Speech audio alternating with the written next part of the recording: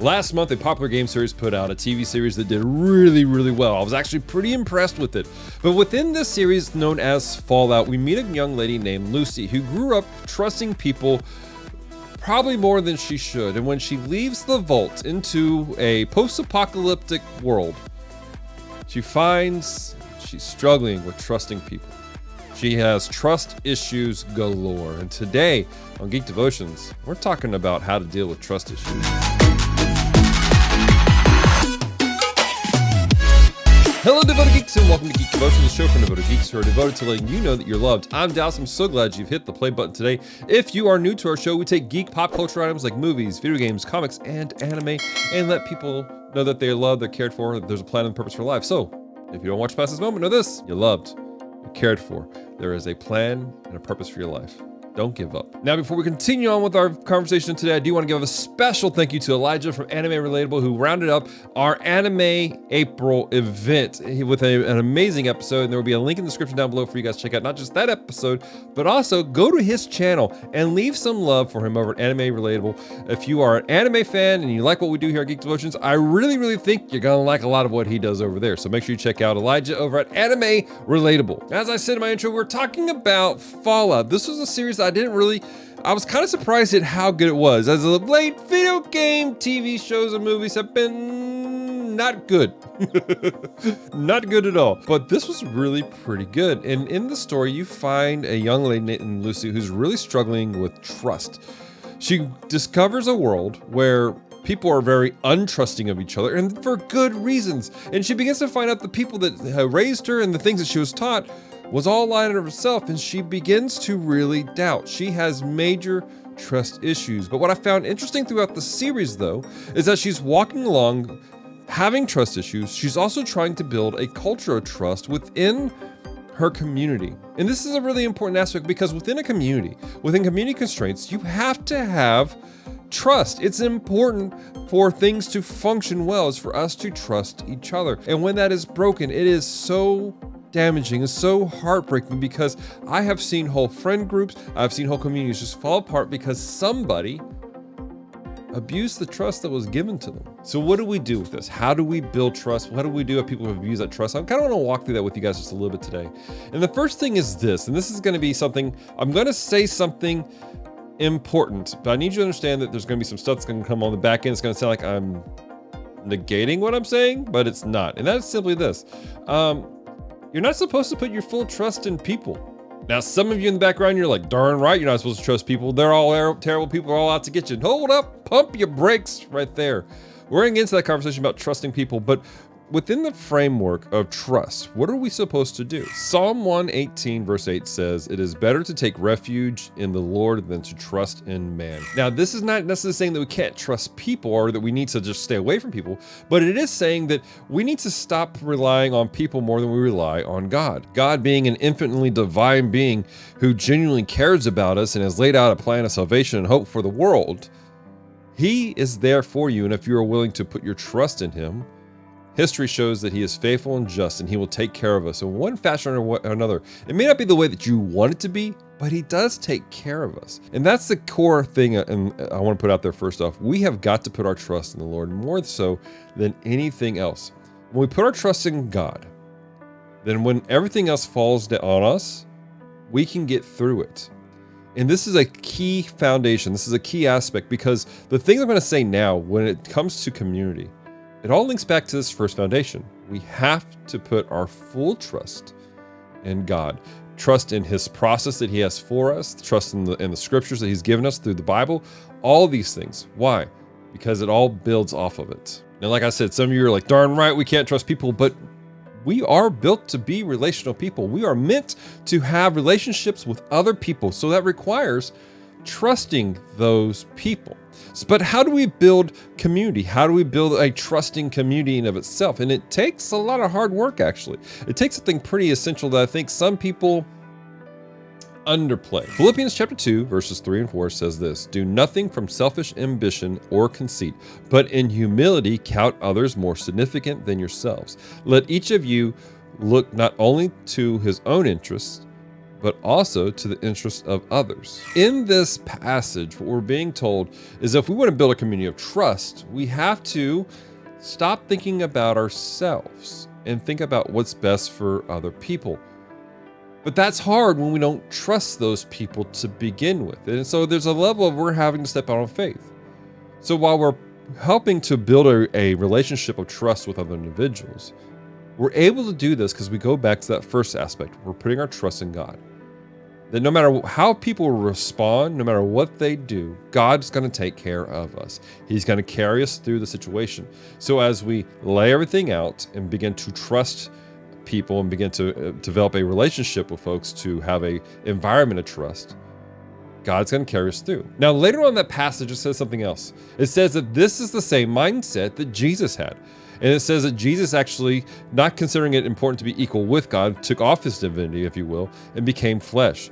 He sacrificed himself for us so that we could be part of a trusting community with God. In doing this, putting all this off, so that in sacrificing for himself for the community, he did that because he put his full trust in the Father. God the Father. You see how this plays out here? Jesus' example itself is putting trust in God the Father, so that's the reason why he was able to go out and do something which builds a community of trust. We have to do the same thing. It hurts sometimes. It is painful sometimes because honestly, people do dumb things sometimes and they abuse the trust that's given to them. But that doesn't mean that we just throw our hands up and say, I'm done. We have to trust in God to take care of us. But what do we do if trust is broken? What do we do in this situation? If we're walking this out hand in hand with other people and somebody in the community, somebody close to you does something that abuses that trust? It takes something pretty major, and I mean really major, that we have to do. Colossians chapter 3, verses 12 through 13 says this: Put on then, as God's chosen ones, holy and beloved, compassionate hearts, kindness, humility, meekness, and patience, bearing with one another, and if one has a complaint against another, forgive each other. As the Lord has forgiven you, you also must forgive. In this passage, we're told that when we're in a community, that we're building trust and we have trust with each other, and somebody does us wrong, we have to do something specific, and that is put on compassion, put on kindness, humility, and meekness. And then we go to that person and we forgive them. And that's hard. That's legitimately hard to do, to forgive somebody who's hurt us, who's done us wrong, who's abused the trust that's given us. But we have to remember that we were forgiven of great things too. We were forgiven of much sin. And so in the same way that God has forgiven us, we need to extend that same grace to those people and give them the opportunity to repent and grow. There's a whole other passage in Matthew that talks about a process of walking this out, of bringing correction to a situation, of going to a person one-on-one, going to a person with a couple other individuals, and then the community aspect of it. And it's not a process of trying to kick somebody out of the church, as some have tried to made. It's not a process of trying to humiliate somebody, as some people have tried to made. But it's a process of trying to restore relationship between individuals, but also a relationship of a person with the Lord. And as we walk this out, again, with compassion, with kindness, with humility, with meekness, we can build a culture of trust. Now, this culture of trust, it has to be honored, it has to be cherished, it has to be maintained well. And it takes a lot of work to do that. But it is essential for us to be healthy. It is essential for us to grow and to really become what God has us to be. In the series, Lucy, she really struggles with this at times. People who were super close and dear to her lied to her all her life. And there were times in that series where she really was struggling. She was hurt, and that was real. Those are real emotions when you have been hurt by people who are close to you. Man, there is a deep wound that takes place, and it's hard to move past that. But if we just allow that to become callous, we in turn begin to help make a situation worse. We don't help. We don't bring healing. We don't bring hope. We have to be willing to be bold and do something that is foreign to people, and it's painful at times, and that is to build a community of trust. I myself had to walk this out, and I am walking this out with other people. Recently, I made a big step in my life, and I chose to complete a process of ordination through a fellowship that I'm part of. I've been part of it for well over a decade now, but I never took this last step to become ordained because I had trust issues. There were things that I saw that I didn't like, and I didn't trust certain people. But over the years, my leadership has changed the environment. They have changed the culture in the fellowship that I'm part of, where it's a culture where I can trust people. And as a result, I'm ready to take a step. And not only am I taking a step in this process, saying that I trust these people, I'm taking a step to help build a culture of trust with other people within the fellowship that I'm part of. And again, it was a big deal for me to make this step take place in my life. I've been holding off literally for a decade to make this step. And it was hard, but it is doable. And I'm excited to see what God has for me in the future. You may be walking through some hurt right now, some pain right now, where people have done you wrong. They have said things inappropriately. They've treated you in ways that are unspeakable and have broken your trust within a community.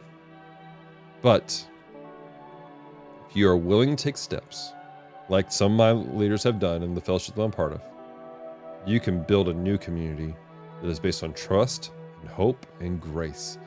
And then you yourself can be part of the process of leaving a legacy behind that helps people rather than harms people.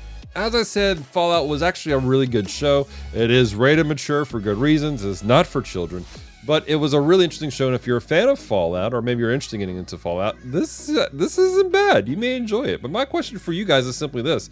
Is there another TV show out there that's based off of a video game franchise that's actually a good show? I'm intrigued. I've not seen many. So leave comments down below and let me know, guys. Also, I want to hear from you guys. Hear your own stories. Tell me a story about where you had to put your trust in people and it worked out well. Let's build each other's faith and encouragement with stories that are things working out, really. I also want to invite you guys to come to GeekCon in August. Celeste and I will have a booth there. We'll have a couple of guys that are also with us.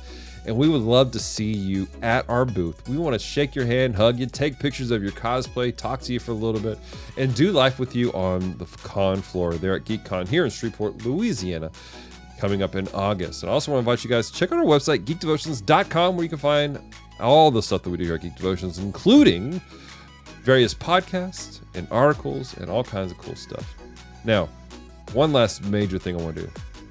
I want to say thank you.